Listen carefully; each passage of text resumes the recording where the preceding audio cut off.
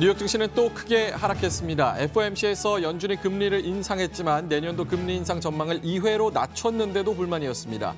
전문가들은 금리 인상 속도를 투자자들 눈높이만큼 낮추겠다는 시그널이 부족해서라고 분석했습니다. 12월 FOMC에서 연준이 기준금리를 2.5%로 인상하며 우리나라와 금리 차가 0.75%포인트로 다시 벌어졌습니다. 또 연준은 내년도 인상 횟수를 기존 3회에서 2회로 하향 조정했고 또 올해와 내년도 성장률 전망치를 내려잡았습니다. 투자자들은 전체적인 FOMC 내용에 불만족스러워했습니다. 어제 1년 4개월 내 최저치로 떨어진 국제유가는 저가 매수 유입으로 반등했습니다. 하지만 아직 $50를 회복하지는 못했는데요. 미국의 원유 재고가 감소했고 사우디 에너지 장관이 내년 4월 회의에서 감산 연장을 확신한다고 한 점도 호재로 작용했습니다. 그나마 위안인 건 불확실성이 하나 없어진 겁니다. 유럽연합과 이탈리아 포퓰리즘 정부 간의 예산안 합의가 이루어지면서 갈등이 일단락됐습니다. 이제 코앞에 남은 건 브렉시트인데요. 여기에 대한 자세한 분석은 글로벌랩과 계속 함께 고민해 보시길 바라겠습니다.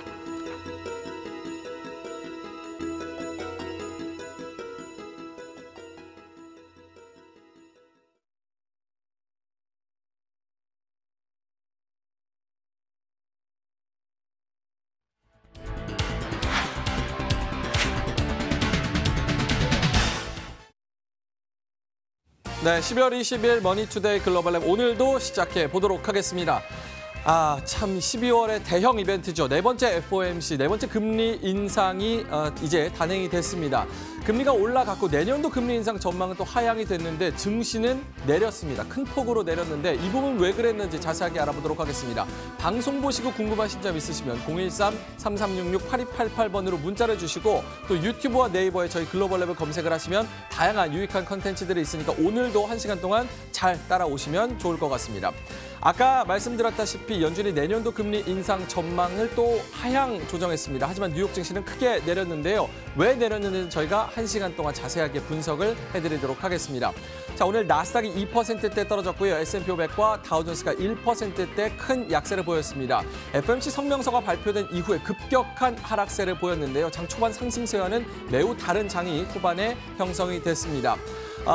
전문가들 분석은 이렇습니다. 이 투자자들의 눈높이에 맞는 금리 인상 속도 조절이 나오지 않았다라는 게 주된 이유였는데요. 결국 하락세로 마감하는 모습이었습니다. 다우존스가 23,300선까지 내려간 채로 거래를 마쳤고요. S&P 500이 1.5% 하락, 나스닥이 2.2%가량 크게 밀리는 모습이었습니다. 자, 그러면 개별 종목으로 알아보도록 하겠습니다. 오늘 어떤 종목들이 특징적으로 포착이 됐는지 살펴보도록 하겠습니다. 일단 어제 또 전해드렸던 마린 소프트웨어. 어제도 또 30% 급등했는데 오늘은 78%가량 큰 폭으로 올랐습니다. 디지털 광고 관리 회사인데 이 구글의 모기업이죠. 알파벳과 수익 분배 관련해서 계약을 맺고 있다는 소식이 나오면서 계속해서 급등세를 이어가고 있습니다. 두 번째는 이바인 라이브입니다. TV 홈쇼핑 채널을 갖고 있는 기업인데요. 오늘 41% 넘게 크게 오르는 모습이었고요. 세 번째로는 차이나 오토모티브가 $3의 시세가 형성돼 있는데 37%가량 올랐습니다. 자동차 부품을 제조하는 업체인데 오늘도 급등세를 보이면서 마감하는 모습이었습니다. 자, 외국인들이 생각하는 우리나라 주가지수 벤치마크 알아봅니다. MSCI 한국지수입니다. 1% 넘게 떨어졌는데요. 이 부분에서도 FOMC 성명서가 나온 이후에 이후에 급격한 하락세를 보였고요. 1%대 약세로 마감하는 모습이었습니다. FTSE 같은 경우는 살짝 달랐습니다. 연준 FOMC 발표 전에 마감을 했기 때문에 조기 종료를 했기 때문에 0.2%가량 상승분이 남아있는 채로 종료가 됐고요. 삼성전자가 16%, SK하이닉스가 5%가량 포함이 되어 있습니다. 자, 대형 이벤트, 연말의 대형 이벤트 FOMC 오늘 하루 특집으로 저희가 좀 전해드리려고 하는데요. 일단 글로벌 시황 상황부터 좀 살펴보도록 하겠습니다. 김민재 앵커입니다.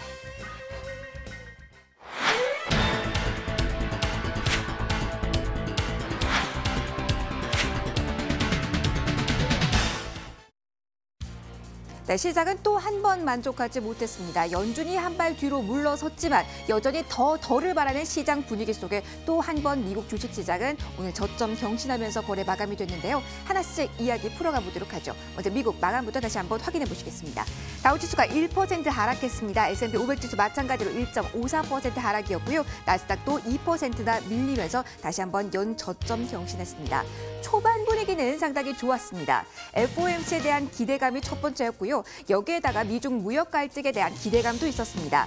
문우신 재무장관이 블룸버그 통신과의 인터뷰를 통해서 내년 미국과 중국이 만남을 가지면서 이 휴전 기간 동안 실마리를 마련하기 위해서 최선을 다할 것이다. 이렇게 발언을 하면서 투자 심리 개선이 됐고요. 3대 지수가 1% 전후의 강세를 보였습니다.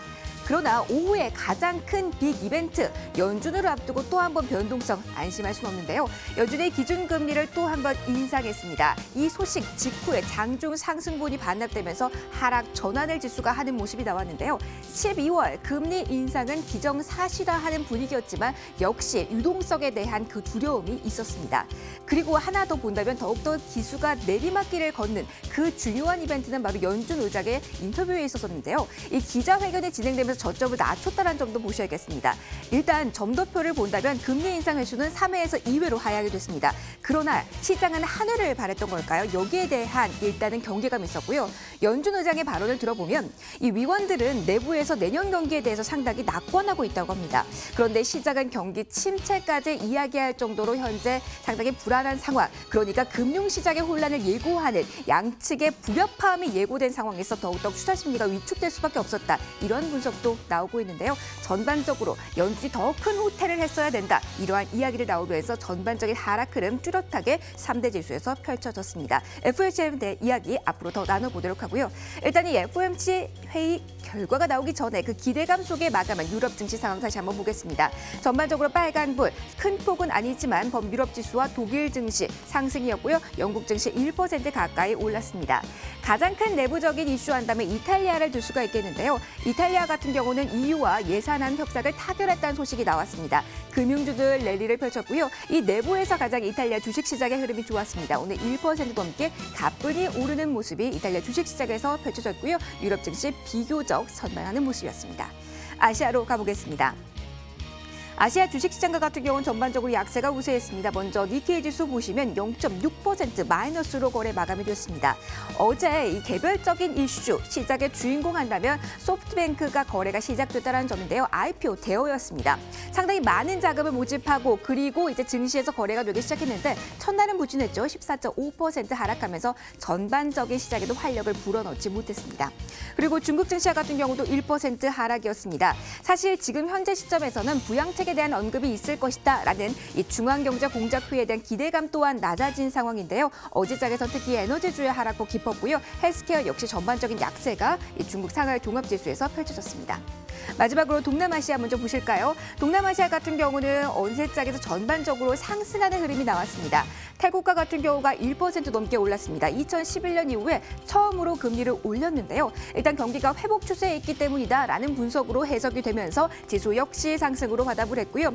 인도 역시 플러스였는데 부양책에 대한 기대감이 남아있는 상황입니다. 그리고 유가 하락에 따른 재정수지 개선, 그리고 환율의 안정, 이에 대한 기대감 높았다고 보시면 되고요. 플러스 마감했습니다.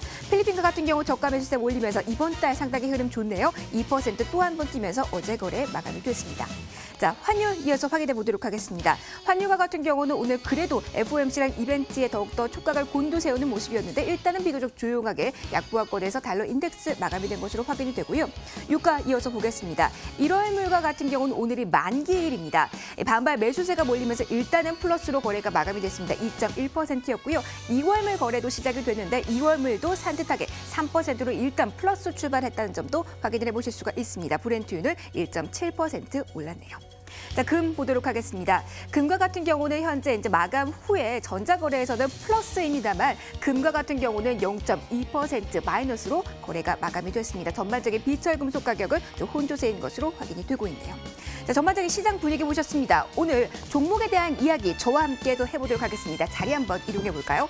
오늘 월가에서도 개별적으로 주목받는 종목들이 상당히 많았습니다. 이 개별적으로 주목받는 종목들은 역시 월가가 주목하고 있고 이슈가 확실하기 때문에 여기에 대한 주목도가 높았다라고 보시면 되는데요. 특히 오늘 장중의 변동성이 높았던 반도체주부터 하나씩 월가가 주목한 종목 이야기 하나씩 풀어가 보도록 하겠습니다.